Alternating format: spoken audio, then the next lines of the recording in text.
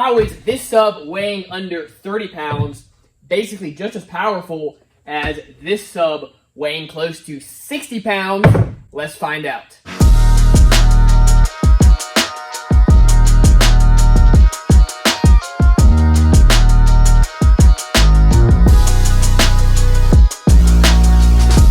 First off, I want to give Hutchinson Car Audio a massive shout out and thank you for sending me their brand new Origin Series sub. If you have been on Facebook in any of the car audio groups, you know this thing has really been making its way around just the overall car audio scene. This thing is really cool. It's got some really neat technology in it, so let's check it out. The first thing to mention, just the overall elephant in the room here, is how small this motor is. Now I know a lot of you know this, but I do have a lot of beginners on here or people less familiar with this sort of thing, so really quickly going to go over this. Now this is a neodymium motor, whereas this is a ferrite motor. Now your motor in your subwoofer has a magnet inside of it, and that, when paired with your voice coil, is what powers the sub. Now a neo magnet is much stronger than a ferrite magnet. Now I got to speak with the owner of Hutchinson Audio a little bit. He is an absolute genius. He knows more than I will probably ever know about subs, more than most people will. He was going over this guy a little bit. Now there are different grades of ferrite motor, but from what the owner told me, the Neo motors inside of this are equivalent to close to a 400 ounce ferrite motor. This is a 300 ounce ferrite motor, and y'all, a 400 ounce ferrite motor is one, absolutely massive, two, it makes for an absolutely heavy, just overall pain in the butt sub to move around. The fact that they can squeeze that much motor force into this little fella is super impressive. Let's give y'all a quick look at this thing. This is a 15-inch version. We have a non-press paper cone, mid-roll, double-stitched surround. This sub is designed to be a peak performer for the power rating of this guy. So they went with this surround because, one, it optimized your cone area so you can get the absolute volume out of this sub without this fella protruding over into the cone, but yet it still allows for the optimal excursion of this thing as it moves. Moving down, we have this 12-spoke basket, and again, they went with this basket because it allowed them to have the optimal performance for the spider and just the overall sub that we have here. Really like this. Down here, we have big 4-gauge terminals. Now, this is only a 750 watt RMS sub, so you don't necessarily need terminals this big, and your average company is not going to put terminals this big on here, but this makes it really easy. If you got to stick like 2 strands of 12 gauge, it'll fit in there nice and easy. I wish more companies did this. Moving down to the bottom here, this is a radial style ferrite motor. Now what you see out here is a heat shrink. Again, this is just another really cool things you don't see on most subs. These fins just help dissipate heat like you would see on a computer or amplifier or other things like that. Now if you look in there, you can see those really thin magnets that go all the way around this thing. We also have a 2.5-inch 4-layer round aluminum wire voice coil. We have 2 strands of flat tinsel leads ran to the coil. You can see we have tons of glue around here, just around everywhere. Overall, a very beautiful sub. Now this sub is designed to be as efficient as absolutely possible. Now what that means is you're not going to need a ton of power to really get this thing moving. Let's say you don't want to have to upgrade alternators and batteries, but you want to get the absolute optimal performance that you can get. Again, that is what this guy is designed for. One, this thing has a sensitivity of over 91 dB, which is just absolutely awesome. What that means is if you were to take a dB meter, hold it 1 inch above the cone and run 1 watt to it, you would get a score of 91 dB. And you'll see subs anywhere from like 81 dB to like 89 dB normally. For example, let's just pretend that this sub has an efficiency of 87 dB. In order to get it as loud as this fella, you would need over twice the power, because for every 3 dB increase, you generally need twice the power. That just goes to show how much more efficient this fella is. Another thing that ties into the efficiency of this guy is the former. Now in these things, of course, you have a voice coil, and normally they're on an aluminum former. Now when you drop an aluminum former into a motor, there is a tiny bit of resistance, and Hutchinson Audio actually has a video showing this. When you drop one in, there is some resistance, so that's going to take away from your efficiency. Now, this guy has an aerospace grade plastic former. It is good to 700 degrees, and being a plastic former, there's absolutely no resistance when it is inside the motor, so that really helps out with the efficiency as well. Now that being said, guys, this sub has its place for some, does not have its place for others.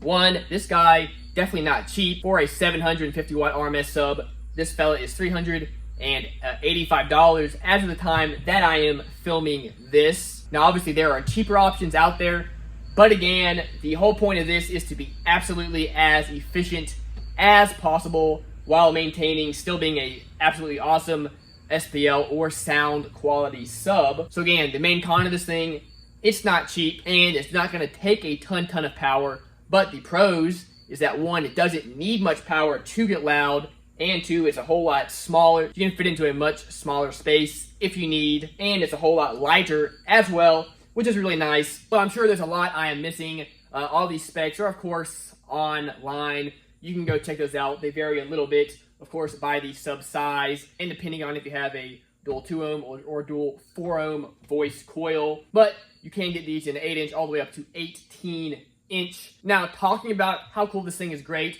but we want to see how does this thing perform. So we're going to hook it up. One, we're going to see how does it sound. Two, we're going to see what kind of abuse can it take. And three, we're going to see how loud we can get this thing on a dB meter. Let's get into it. Now, this sub wants a box that is between 3 and 5 cubic feet, tuned to between 26 to 34 hertz. And this box over here is 3.85 cubic feet, tuned to 31 hertz. So, at least in theory, this should work just fine.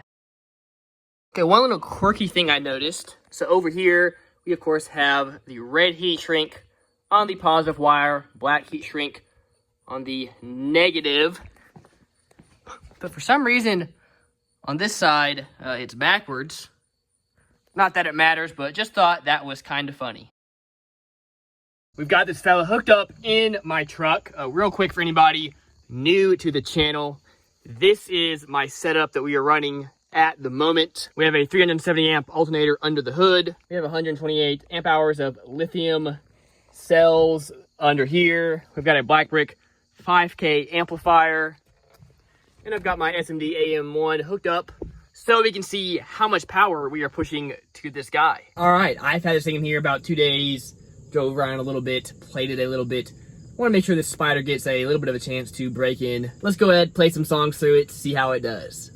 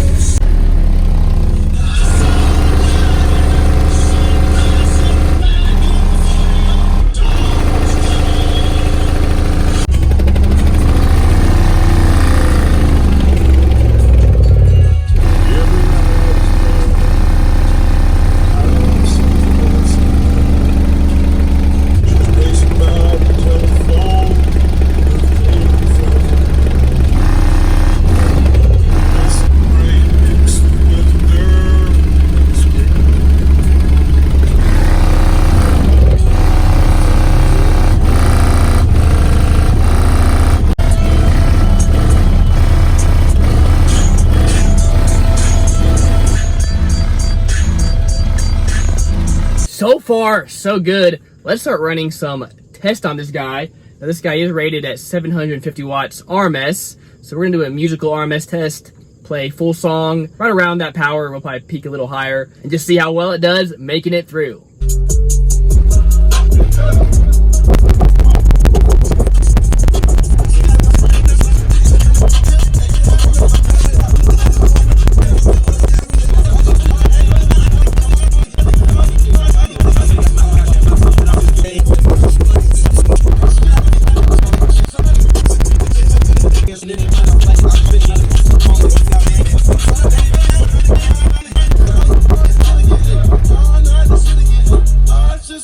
Y'all saw that from a musical perspective. Hey, made it through absolutely no problem right there. We were picking up even up into 1200 watts, and this guy just went through like a champ.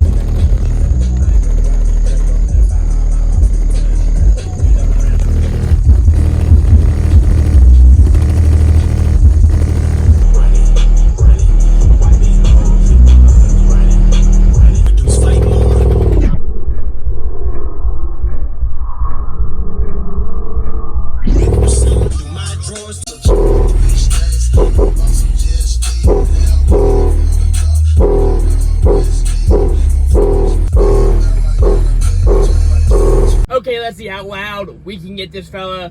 First thing we're gonna do, we're gonna run a sweep through it just so we can kind of see where this thing peaks. And we'll do some test tones there, see how loud we can get this guy. One thing to note, one, we are doing these on the glass, not in the kick like I would do in the other car. Two, this is technically a smaller cabin than what we had in the Sequoia. This just means we cannot compare scores, you know, apples to apples, like we could when we were doing tests in the Sequoia. Okay, we are setting this to go from 80 to 30 hertz. Let's see where we peak.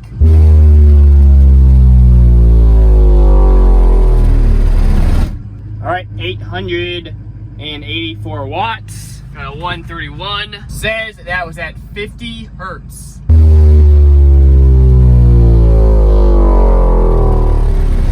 And that time we did 1700 watts. We got a 133.7. That time it says 35 hertz.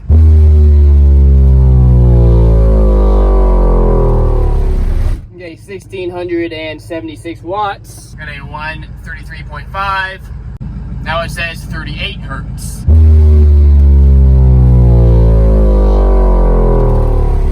Okay, 1726. 132.9. Now it says 51 hertz. Well, my SBL Labs meter not giving me much hope.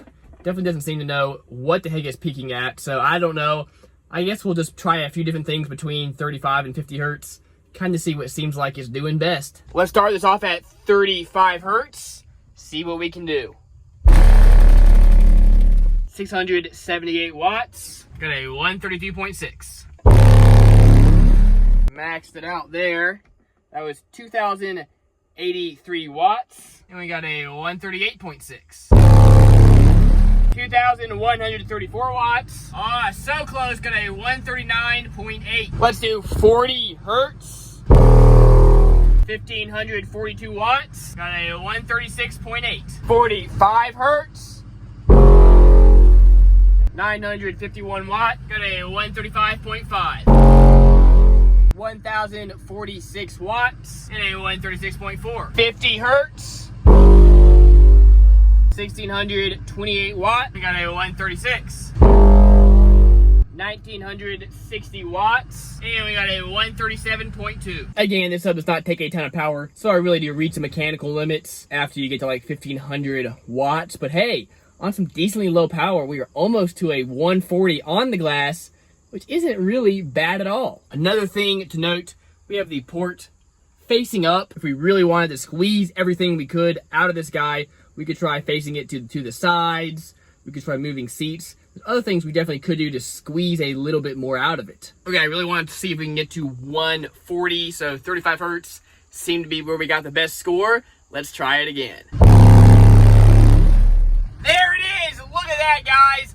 140.4, and that was right at 2,149 watts. There it is, broke into the 140s at about double its RMS power. It took the power fine again, definitely maxing out, but at 35 hertz a 140. I'm pretty happy with this. And remember, with a lot of my other tests I would do in the Sequoia, we'd have it hooked up either to my 8K or my 12K, and we'd be pushing 5,000, 6,000, even 7,000 watts to a sub to get up into the 140s often. So right at 2,000 watts, getting it, not too bad. Okay, to wrap this up, let's see how loud we can get this guy on some music. And he's gonna kill.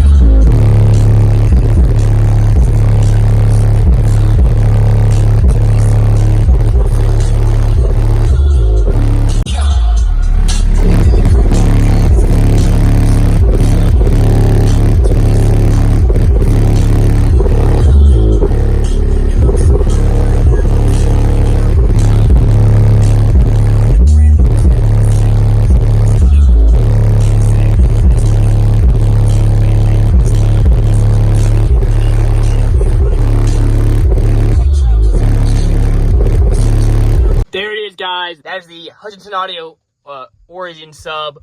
I will say, after doing that, we did loosen it up a little bit, so that is nice. Let me know in the comments what you think of that sub.